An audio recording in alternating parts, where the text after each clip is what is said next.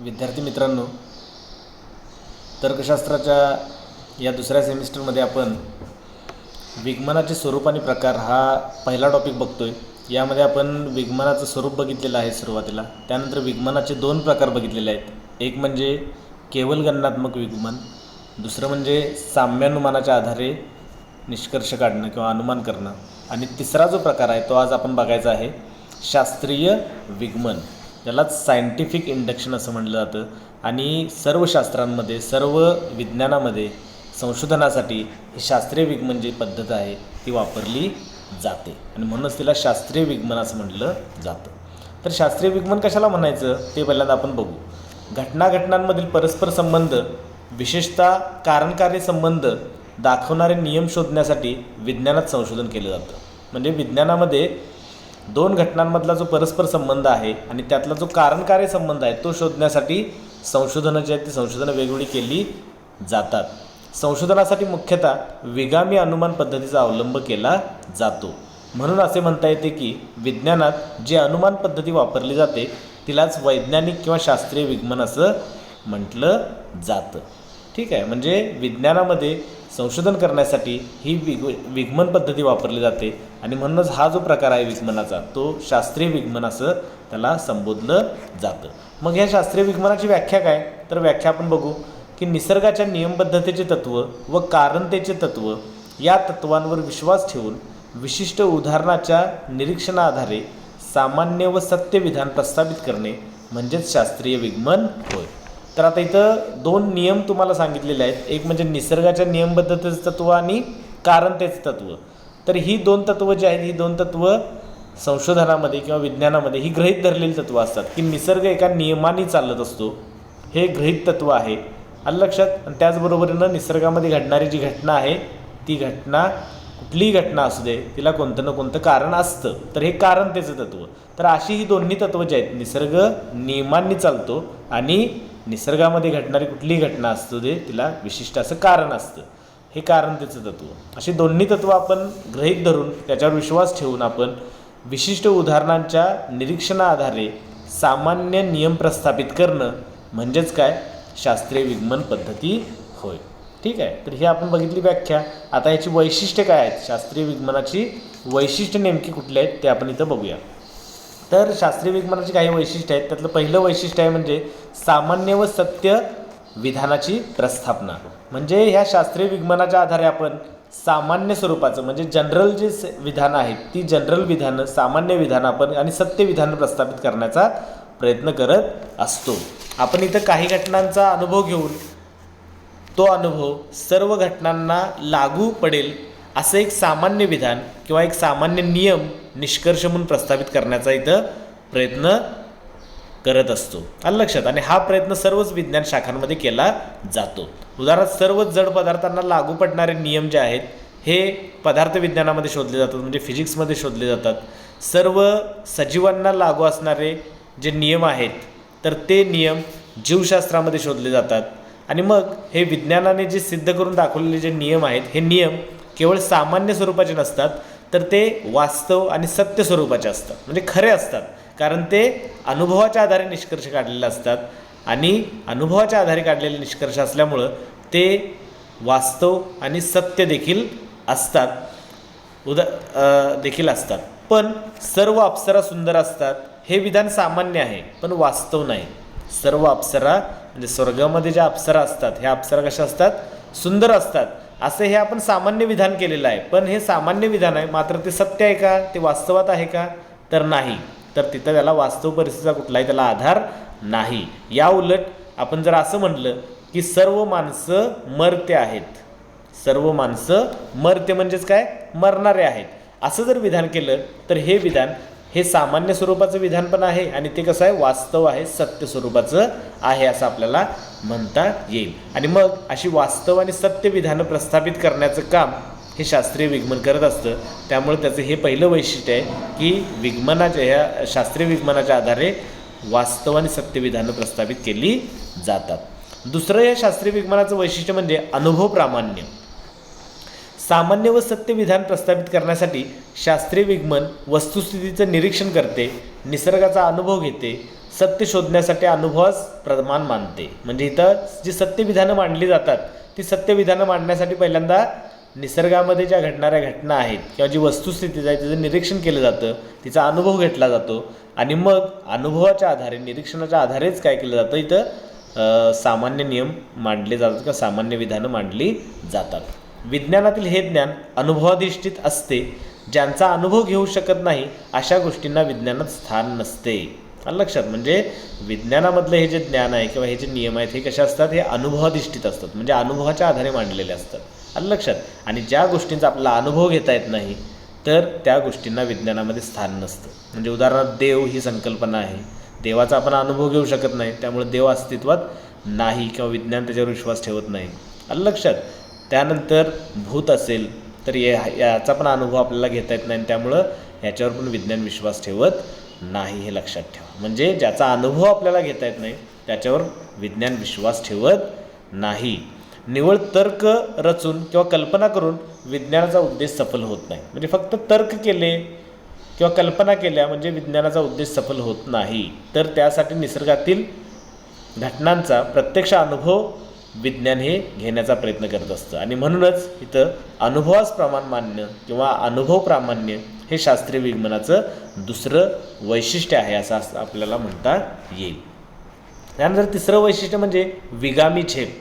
शास्त्रीय विज्ञानात काही घटनांचा अनुभव घेऊन सर्व घटनांविषयी निष्कर्ष काढला जातो किंवा विशिष्ट अनुभवाच्या आधारे सामान्य विधान निष्कर्षित केले जाते. म्हणजेच यामध्ये काहीकडून सर्वांकडे आणि विशिष्टाकडून सामान्याकडे वैचारिक झेप घेतली जाते.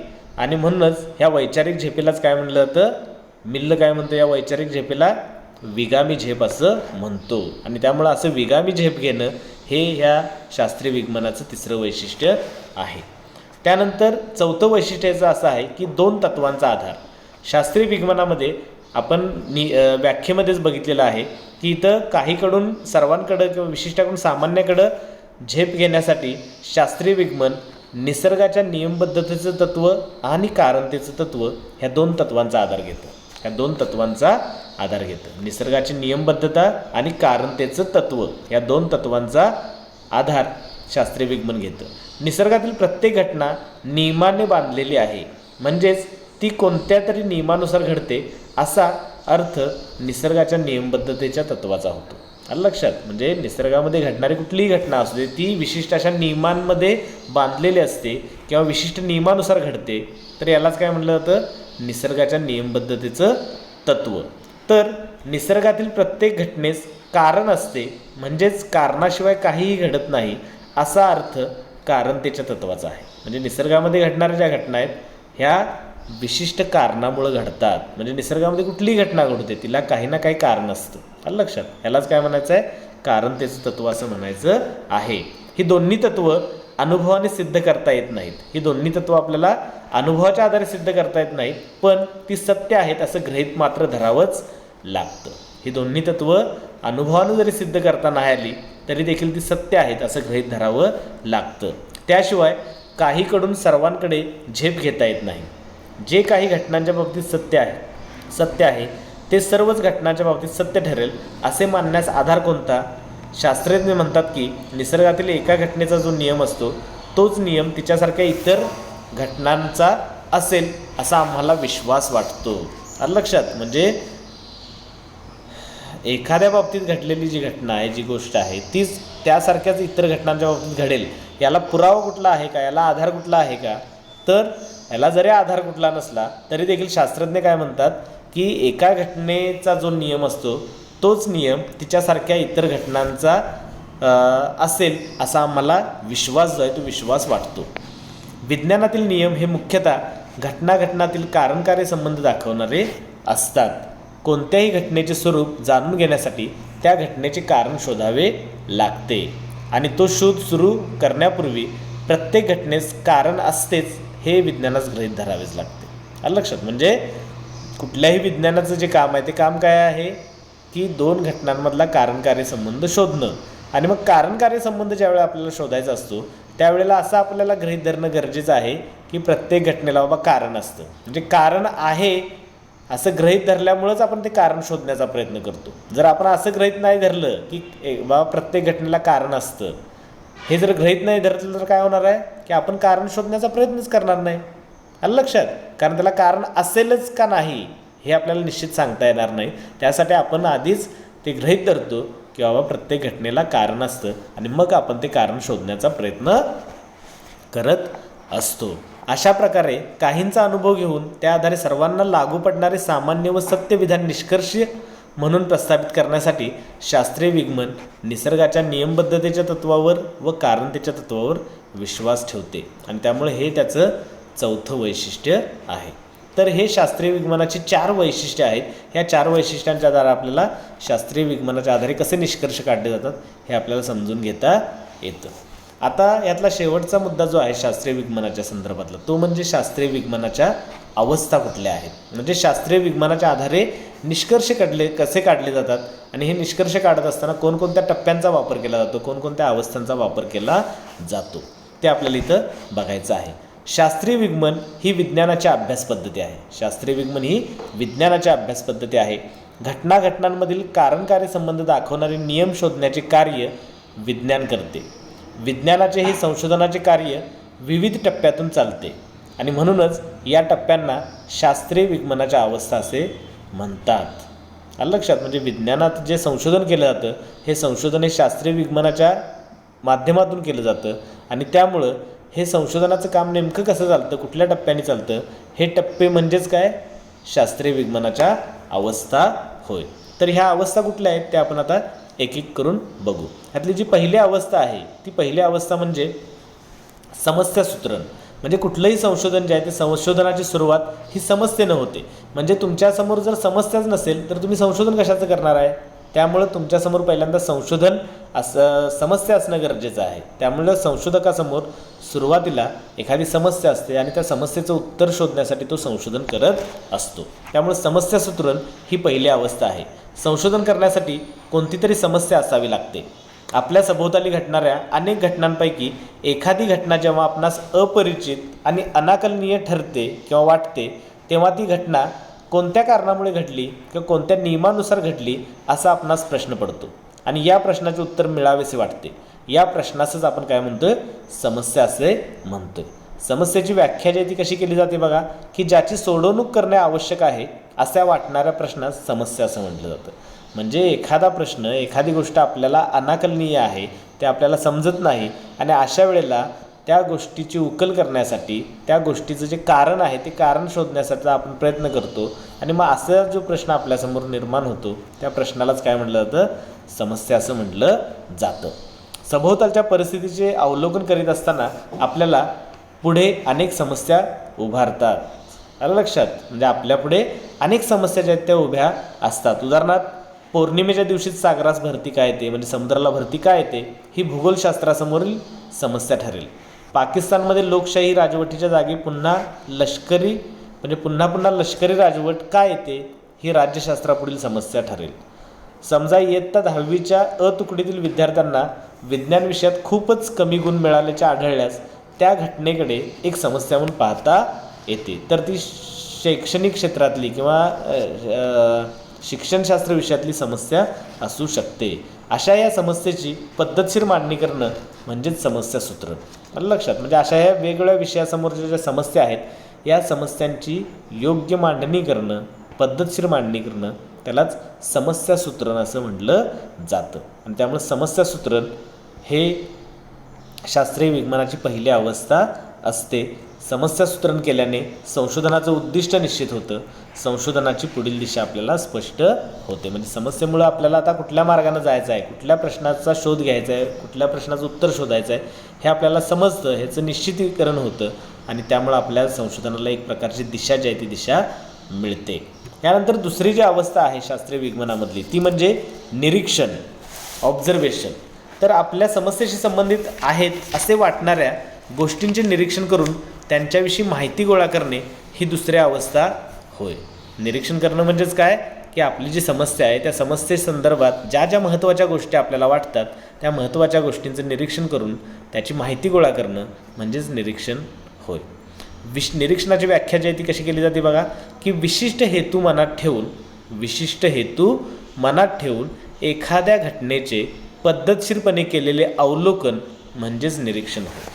आलं लक्षात? निरीक्षण करणं म्हणजे काय? नुसतं पाहणं किंवा नुसतं बघणं म्हणजे निरीक्षण नव्हे. तर निरीक्षण कशाला म्हटलं जातं, की विशिष्ट हेतू मनात ठेवून, म्हणजे निरीक्षण करत असताना तुमच्या मनात विशिष्ट असा हेतू असतो आणि विशिष्ट हेतू मनात ठेवून एखाद्या घटनेचे पद्धतशीरपणे केलेले जे अवलोकन आहे त्यालाच काय म्हटलं जातं? निरीक्षण असं म्हटलं जातं. शास्त्रीय संशोधनात केवळ समस्येच्या संदर्भात महत्त्वाच्या वाटणाऱ्या गोष्टींचेच तेवढे निरीक्षण केले जाते आणि बिनमहत्त्वाच्या गोष्टींचे निराकरण केले जाते. म्हणजे ज्या समस्येशी संबंधित असणाऱ्या गोष्टी आहेत त्यांचंच फक्त इथं निरीक्षण केलं जातं आणि ज्या समस्येशी संबंधित गोष्टी नाहीत, ज्या अनावश्यक गोष्टी आहेत त्यांचं निरीक्षण केलं जात नाही. ठीक आहे. उदाहरणार्थ इयत्ता 10वीच्या अ तुकडीतील विद्यार्थ्यांना विज्ञानात कमी गुण का मिळाले याचा शोध घेताना विज्ञान विषय कोणते शिक्षक शिकवतात, ते नियमितपणे तास घेत होते की नाही, ते कोणकोणत्या अध्यापन पद्धती वापरत होते, विद्यार्थ्यांची तासाला उपस्थिती किती प्रमाणात असायची, विद्यार्थी घरी अभ्यास करत होते की नाही, परीक्षकांनी उत्तरपत्रिका प्रामाणिकपणे तपासल्या काय, या गोष्टी ज्या आहेत या गोष्टी इथं महत्त्वाच्या आपल्याला ठरतील आणि मग त्यांचं निरीक्षण आपल्याला करावं लागेल. या उलट विद्यार्थ्यांची वेशभूषा कशी होती, केशभूषा कशी होती, ते दररोज आंघोळ करीत होते की नाही, या गोष्टी इथं बिनमहत्त्वाच्या आपल्याला ठरतील आणि अर्थात ह्या ज्या गोष्टी आहेत यांच्याकडं आपण लक्ष देणार नाही किंवा यांचं आपण निरीक्षण करणार नाही. आलं लक्षात? म्हणजेच काय इथं अर्थात महत्त्व जे आहे, महत्त्व हे संदर्भावर अवलंबून असते. आलं लक्षात? गुणप्राप्तीच्या संदर्भात बिनमहत्त्वाच्या वाटणाऱ्या वेशभूषा, केशभूषा, आंघोळ करणं या गोष्टी दुसऱ्या संदर्भात महत्त्वाच्या ठरतील व त्याचे निरीक्षण करावे लागेल. ठीक आहे. समजा त्या विद्यार्थ्यांना विशिष्ट त्वचारोग आढळल्यास त्याचे कारण शोधताना या गोष्टींचे निरीक्षण करणे महत्त्वाचे ठरेल. पण आपल्याला इथं त्यांना विज्ञानात कमी गुण का मिळालेले आहेत ही आपली समस्या असल्यामुळं इथं या गोष्टींचं निरीक्षण करून चालणार नाही. त्याचबरोबरीनं निरीक्षण हे वस्तुनिष्ठ आणि पूर्वग्रहमुक्त असावं लागतं. आलं लक्षात? वस्तुनिष्ठ आणि पूर्वग्रहमुक्त. वस्तुनिष्ठ म्हणजे काय, की जसं आहे, जशा गोष्टी घडत आहेत तशा गोष्टींचं निरीक्षण तसंच त्या पद्धतीनं केलं पाहिजे. त्यामध्ये व्यक्तिनिष्ठता येता कामा नये, म्हणजे आपल्या भावनांचा तिथं किंवा आपल्या विचारांचा, आपल्या प्रेरणांचा तिथं प्रभाव पडता कामा नये किंवा आपल्या आवडीनिवडीचा तिथं प्रभाव पडता कामा नये. त्याचबरोबरीनं आपलं जे निरीक्षण आहे ते पूर्वग्रहमुक्त असावं, म्हणजे आपल्या मनात आधीच त्या विषयासंदर्भात आलं लक्षात कुठलाही पूर्वग्रह नसला पाहिजे. म्हणजे 10वीच्या विद्यार्थ्यांना विज्ञानात कमी मार्क मिळाले तर आपण असं जर पूर्वग्रह मनात आपला असेल की बाबा 10वीचे विद्यार्थी अ तुकडीतले विद्यार्थी जे आहेत ते आधीच ढ आहेत, म्हणजे त्यांना काय येत नाहीत किंवा ते उन्हाळक्या करणारे आहेत.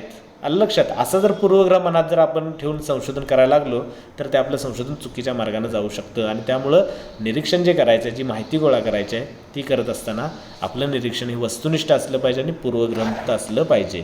म्हणजेच काय तर आपल्या पूर्वग्रह, अपेक्षा, भावभावना इत्यादींचा निरीक्षणावर प्रभाव पडता कामा नये.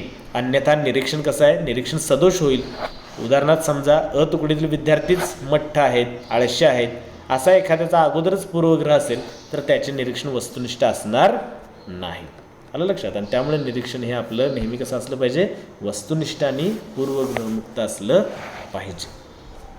तिसरी जी आता अवस्था आहे, ह्या शास्त्रीय विज्ञानाची तिसरी अवस्था आहे संकलन, विश्लेषण व वर्गीकरण. संकलन, विश्लेषण व वर्गीकरण म्हणजे जी माहिती आता गोळा केलेली आहे निरीक्षणाच्या आधारे त्या माहितीचं संकलन करणं, विश्लेषण करणं आणि वर्गीकरण करणं. निरीक्षणाने गोळा केलेल्या माहितीचे संकलन, विश्लेषण व वर्गीकरण करणे ही तिसरी अवस्था शास्त्रीय विज्ञानाची आहे. निरीक्षणाने मिळवलेली माहिती विस्कळीत स्वरूपाची असते. ती आपणास हवी तशी पद्धतशीरपणे मांडून घेणे म्हणजेच संकलन होय. तसेच ही माहिती संकीर्ण किंवा गुंतागुंतीची असते, त्यामुळे तिच्यातील विविध घटक सुटे करून समजावून घ्यावे लागतात. यालाच विश्लेषण असं म्हणतात. आणि मग विश्लेषित घटकातील साम्यभेद लक्षात घेऊन त्यांना वेगवेगळ्या गटात विभागणे म्हणजेच वर्गीकरण होय. आलं लक्षात? म्हणजे इथं माहितीचं संकलन करणं, माहितीचं विश्लेषण करणं आणि माहितीचं वर्गीकरण करणं ह्या तिन्ही गोष्टी इथं महत्त्वाच्या आहेत. विद्यार्थ्यांना मिळालेले गुण प्रथम श्रेणी, द्वितीय श्रेणी, तृतीय श्रेणी, अनुत्तीर्ण अशा गटात विभागल्यास ते गुणांचे वर्गीकरण ठरेल. माहितीचे संकलन, विश्लेषण, वर्गीकरण केल्यामुळे विस्कळीत व गुंतागुंतीच्या माहितीत व्यवस्था निर्माण होते. तसेच विविध घटकांचे परस्पर संबंध स्पष्ट होण्यास मदत देखील होते. ठीक आहे. त्यानंतर ह्या शास्त्रीय विज्ञानाची जी चौथी अवस्था आहे ती म्हणजे अभ्युपगम मांडणं किंवा त्यालाच सिद्धांत कल्पना मांडणं असं म्हटलं जातं. त्यालाच इंग्लिशमध्ये आपण हायपोथेसिस असं म्हणतो. आता ही माहिती जी आहे ती माहिती गोळा केल्यानंतर ही जी चौथी अवस्था आहे त्या चौथी अवस्था म्हणजे अभ्युपगम बनवणं किंवा सिद्धांत कल्पना मांडणं. घटनाघटनातील कार्यकारी संबंधाचा शोध घेताना तो संबंध अमुक स्वरूपाचा असावा असा अगोदरच अंदाज, तर्क, कयास किंवा कल्पना संशोधकास करावी लागते आणि ह्या अशा कल्पनेस काय म्हटलं जातं? अभ्युपगम असं म्हटलं जातं. तर अभ्युपगम म्हणजे काय? तर त्याची नेमकी व्याख्या आपल्याला करता येईल अशी की अभ्युपगम म्हणजे आपल्या समस्येचं संभाव्य स्पष्टीकरण किंवा उत्तर होय. अभ्युपगम म्हणजे आपल्या समस्येचे संभाव्य स्पष्टीकरण किंवा उत्तर होय. आलं लक्षात? म्हणजे आपली जी समस्या आहे त्या समस्येचं संभाव्य उत्तर काय येईल बाबा याचा एक अंदाज करणं. तर हे असं अंदाजे मांडलेलं जे उत्तर आहे किंवा जे स्पष्टीकरण आहे त्यालाच आपण काय म्हणतोय? अभ्युपगम असं म्हणतोय. आणि असा अभ्युपगम मांडणं इथं गरजेचं असतं. अभ्युपगम ही एक कल्पना असली तरी ती स्वैर कल्पना नसते, तिला वस्तुस्थितीचा आधार असतो. अभ्युपगम केल्यामुळे संशोधनाला निश्चित दिशा प्राप्त होते. अभ्युपगम न करताच कोणी संशोधन करू लागला तर त्याचे संशोधन कार्य इतस्ततः भटकत जाण्याची किंवा भरकटत जाण्याची शक्यता असते. विज्ञानाच्या शिक्षकाची शिकवण्याची पद्धत अत्यंत निरस किंवा रटाळ असल्याने विद्यार्थ्यांचे त्यांच्या व्याख्यानाकडे लक्ष लागत नसावे, म्हणून त्यांना विषयाचे आकलन नीट न झाल्याने कमी गुण मिळाले असावेत असं आपल्याला इथं अभ्युपगम करता येऊ शकतो. आलं लक्षात? तर अभ्युपगम किंवा हायपोथेसिस हे संशोधनामध्ये महत्त्वाचं असतं. ह्या अभ्युपगमामुळंच आपल्या संशोधनाला निश्चित अशी दिशा मिळते आणि त्या दिशेनं आपण वाटचाल करायला लागतो आणि समस्येचं उत्तर शोधण्याचा प्रयत्न करायला लागतो. आता यानंतरचा पुढचा 5वा टप्पा आहे तो म्हणजे अभ्युपगमाची प्रचिती घेणं. म्हणजेच काय? व्हेरिफिकेशन करणं. ह्या सिद्धांत कल्पनेची किंवा अभ्युपगमाची व्हेरिफिकेशन करणं किंवा प्रचिती घेणं. अभ्युपगम केल्यानंतर त्याची प्रचिती किंवा पडताळा घेणं म्हणजेच तो खरा आहे की खोटा आहे हे तपासून पाहणं ही शास्त्रीय विज्ञानाची 5वी अवस्था. आणि लक्षात, अभ्युपगमाची प्रचिती घेणं म्हणजेच काय? की आपण मांडलेला जो अभ्युपगम आहे तर तो खरा आहे की खोटा आहे हे तपासून पाहणं. आपला अभ्युपगम खरा मानून त्यापासून निगामी पद्धतीने काही निष्कर्ष काढला जातो व त्या निष्कर्षाप्रमाणे वस्तुस्थिती आहे की नाही हे पाहिले जाते. जर ती तशी असेल तर आपल्या अभ्युपगमाची प्रचिती आले असे म्हणता येते, पण निष्कर्षाप्रमाणे वस्तुस्थिती नसेल तर मात्र अभ्युपगमाची प्रचिती येत नाही असे मानून तो अभ्युपगम सोडून दिला जातो व नवीन अभ्युपगम करून संशोधन पुढं चालू ठेवलं जातं. म्हणजे आपला अभ्युपगम जर खरा असेल तर त्याप्रमाणे वस्तुस्थिती असली पाहिजे, त्या वस्तुस्थिती आपल्याला तशी दिसली पाहिजे. जर तशी वस्तुस्थिती नसेल तर मग आपला अभ्युपगम चुकीचा आहे असं मानलं जातं आणि मग तो अभ्युपगम सोडून दिला जातो आणि त्याच्याऐवजी दुसरा अभ्युपगम तयार केला जातो आणि त्या दिशेनं मग अभ्यास करायला सुरुवात केली जाते किंवा त्याप्रमाणे शोध घ्यायला सुरुवात केली जाते. विद्यार्थ्यांना कमी गुण मिळण्याचे कारण म्हणून शिक्षकांची रटाळ शिकवण्याची पद्धती असा अभ्युपगम केल्यास व तो खरा मानल्यास त्यापासून निष्कर्ष काढता येईल की 10वीच्या ब तुकडीचे विज्ञानाचे शिक्षक रस घेऊन शिकवतात किंवा मनोरंजक पद्धतीने शिकवतात असतील तर ब तुकडीतील विद्यार्थ्यांना भरपूर गुण मिळाले असणार. आणि जर खरोखरच त्यांना भरपूर गुण मिळाले असतील तर आपल्या अभ्युपगमाची प्रचिती आली असं आपल्याला म्हणता येईल. ठीक आहे. आणि ह्यानंतर शेवटचा 6वी जी अवस्था आहे किंवा 6वा जो टप्पा आहे शास्त्रीय विज्ञानाचा तो म्हणजे अभ्युपगमाची सिद्धता करणं. म्हणजेच काय? Proof of hypothesis. म्हणजे आपला हायपोथेसिस, आपली सिद्धांत कल्पना प्रूफ करणं. अभ्युपगम सिद्ध करणे ही 6वी अवस्था आहे. अभ्युपगमाची प्रचिती आली एवढ्यावरून तो अभ्युपगम खराच आहे म्हणजे त्यात गृहीत धरलेले कारण खरेच आहे असे आपल्याला खात्रीनं म्हणता येत नाही. म्हणजे अभ्युपगमाची फक्त प्रचिती आली म्हणजेच तो अभ्युपगम खरा आहे असं आपल्याला म्हणता येत नाही. त्यासाठी अभ्युपगम आपल्याला सिद्ध करावा लागतो. आलं लक्षात? त्याची सिद्धता करावी लागते. कारण आपणास येणारी प्रचिती ही दुसऱ्या एखाद्या अभ्युपगमापासून सुद्धा येऊ शकते. आलं लक्षात? म्हणजे आपल्याला जी प्रचिती आलेली आहे ती आपल्याच अभ्युपगमानं आलेली आहे असं आपल्याला म्हणता येत नाही खात्रीनं. ती दुसऱ्या एखाद्या अभ्युपगमानं सुद्धा आलेली असू शकते. म्हणजेच एकच प्रचिती अनेक अभ्युपगमापासून येऊ शकते. म्हणजे एकच गोष्ट वेगवेगळ्या अभ्युपगमापासून वेगवेगळ्या गोष्टींमुळे घडू शकते. उदाहरणार्थ ब तुकडीतील विद्यार्थ्यांना भरपूर गुण मिळाले ही प्रचिती जशी त्यांचे शिक्षक मनोरंजक पद्धतीने शिकवतात या अभ्युपगमापासून येते, तसेच ती प्रचिती ब तुकडीतील विद्यार्थी हुशार आहेत या अभ्युपगमामुळे देखील येऊ शकते. म्हणून शास्त्रीय संशोधनात केवळ प्रचिती येणं हे पुरेसे नाही, तर प्रचिती ही केवळ आपण केलेल्या अभ्युपगमाचीच आहे, अन्य कोणत्याही अभ्युपगमाची नाही असे दाखवून देणं म्हणजेच अभ्युपगमाची सिद्धता करणं होय. आपला अभ्युपगम हा संशोधन समस्येचे स्पष्टीकरण देणारा एकमेव अभ्युपगम आहे असे दाखवून दिले की अभ्युपगम सिद्ध झाला असे म्हणतात. म्हणजे अभ्युपगमाची सिद्धता करणं म्हणजेच काय की आपला अभ्युपगम हा संशोधन समस्येचं स्पष्टीकरण देणारा एकमेव अभ्युपगम आहे. तो कसा आहे? एकमेव अभ्युपगम आहे असं जर आपल्याला दाखवून देता आलं, असं जर आपल्याला सिद्ध करता आलं तर त्यालाच अभ्युपगमाची सिद्धता करणं असं म्हटलं जातं. ठीक आहे. आणि त्यानंतर यातली शेवटची जी अवस्था आहे ती शेवटची अवस्था म्हणजे उपपादन करणं. म्हणजेच काय? एक्सप्लेनेशन करणं. आलं लक्षात? काय करणं? समस्येचं किंवा आपला निष्कर्ष जो आहे तो निष्कर्ष काढणं किंवा त्याचं स्पष्टीकरण करणं. आपण जो निष्कर्ष काढला आहे, समस्येचं जे उत्तर शोधलं आहे त्याचं स्पष्टीकरण करणं, उपपादन करणं असं त्याला म्हटलं जातं. आता उपपादन म्हणजेच काय? तर अभ्युपगम सिद्ध झाला की तो अंदाज किंवा कल्पना न राहता त्याला सिद्धांताचे किंवा नियमाचे स्वरूप प्राप्त होते. म्हणजे अभ्युपगम आपला एकदा सिद्ध झाला की तो सिद्धांत बनतो किंवा तो एक नियम बनतो. पण एखादा नियम शोधून काढला की विज्ञानाचे कार्य संपत नाही. एखादा नवीन नियम शोधून काढला म्हणजे विज्ञानाचं तिथं कार्य संपतं असं होत नाही. लक्षात घ्या. तर नव्याने शोधून काढलेल्या नियमाचा पूर्व प्रस्थापित नियमांशी समन्वय साधावा लागतो. तर काय करावं लागतं विज्ञानाला की नवीन शोधून काढलेला जो नियम आहे तर त्याचा पूर्व प्रस्थापित नियमांशी समन्वय साधावा लागतो, मेळ बसवावा लागतो. म्हणजेच नवीन नियम अगोदरच्या नियमाशी सुसंगत आहे हे दाखवून द्यावे लागते. आणि या प्रक्रियेलाच काय म्हटलं जातं? उपपादन किंवा त्यालाच स्पष्टीकरण असं म्हटलं जातं. आणि म्हणून उपपादन ही शास्त्रीय विज्ञानाची अंतिम अवस्था आहे. उपपादन ही शास्त्रीय विज्ञानाची अंतिम अवस्था आहे. शिक्षकांच्या निरस किंवा रटाळ अध्यापन पद्धतीमुळे विद्यार्थ्यांना कमी गुण मिळाले असा नियम सिद्ध झाल्यानंतर तो नियम जर अवधान, आकलन, स्मरण, अध्ययन इत्यादी बाबतच्या नियमांशी सुसंगत ठरत असेल तर मग विद्यार्थ्यांना कमी गुण का मिळाले या समस्येचे संपूर्ण शास्त्रीय संशोधन झाले असे आपल्याला म्हणता येईल. आणि म्हणून अशा प्रकारे शास्त्रीय विज्ञानाच्या ह्या अवस्था आहेत या अवस्थांमधूनच कुठलंही संशोधन जे आहे ते संशोधन कार्य होत असतं. कुठलाही नवीन सिद्धांत, कुठलाही नवीन नियम जो मांडला जातो तो मांडत असताना ह्या शास्त्रीय विज्ञानाच्या ज्या अवस्था आहेत या अवस्थांमधूनच त्यांना जावं लागतं. आलं लक्षात?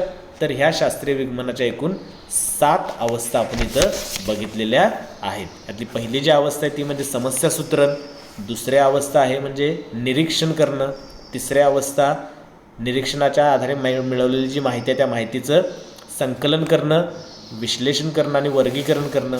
त्यानंतर चौथ्या अवस्था आहे अभ्युपगम किंवा सिद्धांत कल्पना मांडणं. पाचवी अवस्था आहे अभ्युपगमाची प्रचिती घेणं, म्हणजे तो खरा आहे की खोटा आहे याचा पडताळा घेणं. सहावी अवस्था आहे अभ्युपगमाची सिद्धता करणं, म्हणजेच काय की आपला अभ्युपगम म्हणजे अभ्युपगम खरा आहे की खोटा आहे कसं ठरतं? तर आपला अभ्युपगम जो आहे त्याच अभ्युपगमामुळं विशिष्ट त्या समस्येचं उत्तर जर देता येत असेल, आलं लक्षात? म्हणजेच समस्येचं स्पष्टीकरण करणारा हा एकमेव अभ्युपगम असेल तर त्या अभ्युपगमाची सिद्धता झाली असं म्हणता येईल. आणि सातवी जी अवस्था आहे ती म्हणजे आपण मांडलेलं जो निष्कर्ष आहे किंवा आपण मांडलेला जो नियम आहे, जो सिद्धांत आहे त्याचं स्पष्टीकरण करणं. म्हणजेच काय? तर पूर्व प्रस्थापित जे नियम आहेत किंवा जे सिद्धांत आहेत त्या नियमांशी, त्या सिद्धांतांशी आता नवीन मांडलेला जो नियम आहे किंवा जो सिद्धांत आहे तर त्याचा आपल्याला समन्वय साधावा लागतो. अगोदरच्या नियमांशी आपला नवीन मांडलेला नियम हा कसा असणं गरजेचं आहे? सुसंगत असणं गरजेचं आहे. आणि तरच मग काय होतं की आपण मांडलेला जो सिद्धांत आहे तो खरा ठरतो आणि आपण मांडलेला सिद्धांत हा शास्त्रीय पद्धतीनं मांडला आहे आणि त्याला शास्त्रीय नियमाचं स्वरूप जे आहे ते प्राप्त होतं असं आपल्याला म्हणता येईल. ठीक आहे. तर आता आपण हा विगमनाचा तिसरा प्रकार बघितलेला आहे, ज्याचं नाव आहे शास्त्रीय विगमन. त्यामध्ये त्या शास्त्रीय विगमनाची व्याख्या बघितली, वैशिष्ट्ये बघितली आणि त्यानंतर त्याच्या अवस्था बघितलेल्या आहेत. ठीक आहे. थँक्यू.